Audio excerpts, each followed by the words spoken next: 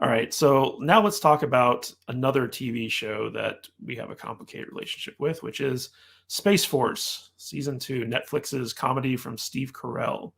So the first season of Space Force uh, came out in, I believe it was 2020, and it's coming back in February of this year. So like basically took 2 years off, and they're making a lot of changes to it. So they just released a trailer for the second season.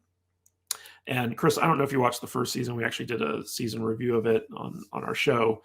But it was a very uneven show. Like it wasn't funny enough to be a comedy, Yeah. and they had like a lot of satirical elements in there. Again, it was kind of like very timely with like the Trump era and them commissioning this new branch of the military and stuff like that. And it was just a weird show. Like it had elements to it that were good and had potential, but for the most part, it just kind of fell flat on its face. And I think everyone working on it knew that. Yeah, And I couldn't so, make it through this second episode. yeah, I think maybe because I try to go into things without expectations. And I think I was just because of the cast and the way they set it up, I was expecting an office style farcical comedy. And it wasn't that. And I didn't like it. It didn't make me laugh. I didn't care about the characters. And again, like you have to, it's so hard to lampoon Trump because as the look, the Matt and Trey said it best. How can you lampoon the reality that's so funny? Like it's almost impossible for the satire to be funny than the thing it's parodying. And so I think it suffered from that too. So I just never got through it. yeah. One of the interesting things is that the showrunner and Steve Carell didn't want to redo The Office. Like they came into it, they're Right. like, we want to make this more cinematic. We want to make it like a little bit more highbrow. And after the first season, they realized that that style was killing them because to do cinematic shooting, you'd have to take the time to like switch the cameras around, adjust the lighting and stuff like that. And by that time, like the interaction between the actors kind of got stale. Yeah. And so they were relying very much on scripted material for the laughs. And when you have a cast like this, a lot of the humor comes from like the actors just riffing off of each other. Mhm. And so this season, they brought in a new co-showrunner named Norm Hiscock, who is the showrunner for Parks and Recreation. And he basically came in to kind of like make things funnier. And they switched up their style a little bit to kind of allow the actors to improv more and play off of each other. So this season is not going to be as cinematic and strictly scripted as previous seasons were, or the previous season was. And the big storyline, from what I gather, is that basically there's a new administration and they're trying to figure out how to work under the new administration. And that's the premise of season 2. So what do you think of that? Do you think that this might be worth giving a second chance?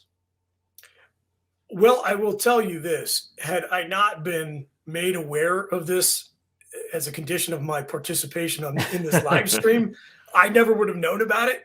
So unless I got pulled back in by the Salty Nerd review, my negative experience with the first series just would, again, there's only so much time.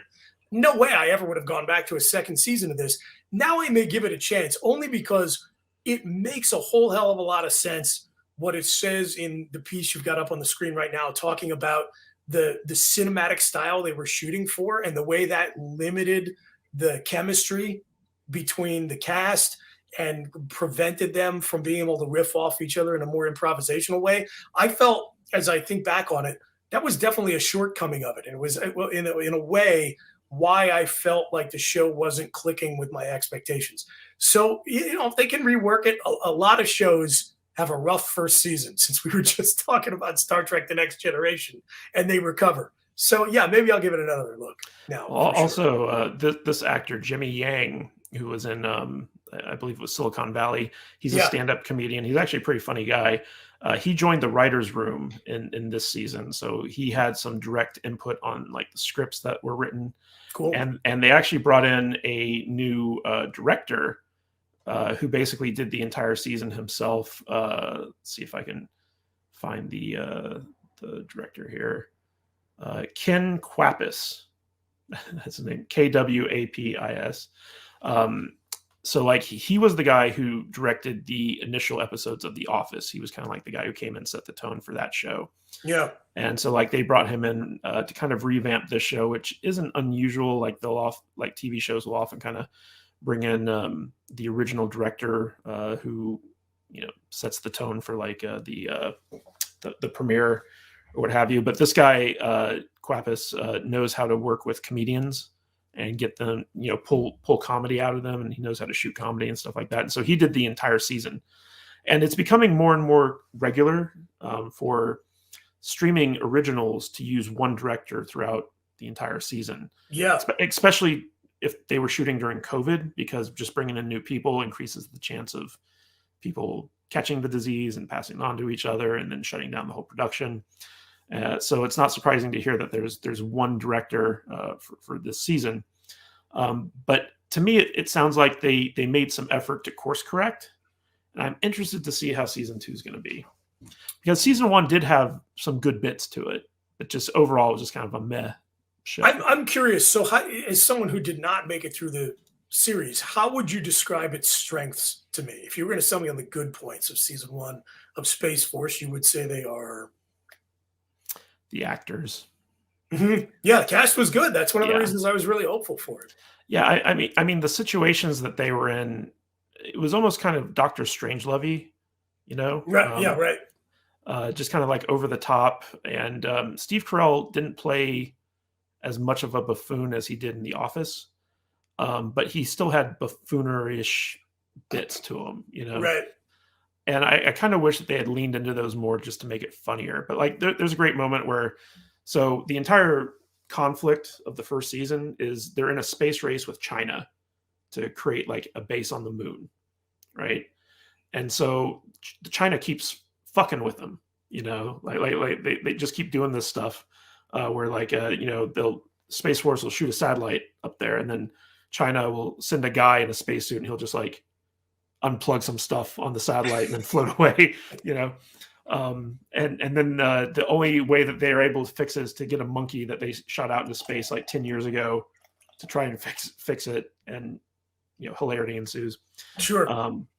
They had a great bit about uniforms designed by Melania Trump, even though they never specifically said it was Melania, right? But it was like more fashionable Space Force uniforms, and they were just ridiculous. That was pretty funny. But the biggest thing was the team leader who goes to the moon. She's a black woman, and she was going to be the first black woman on the moon. Okay. And so she was feeling the weight of that historic moment on her shoulders. And she came up with this line where, like, when she steps foot on the moon, she's going to say, "It's great to be back on the moon." Right. And that was going to be like her big moment, like kind of like one small step for man type thing. Yeah. And so, but she's so nervous that when she does it, the entire world's watching. She's like, "It's great to be black on the moon." I saw where that was going. Yeah. And then she was so mortified by it, and it just created like this whole like rigmarole at home, like about like racial identity and stuff. It was pretty funny. Gotcha.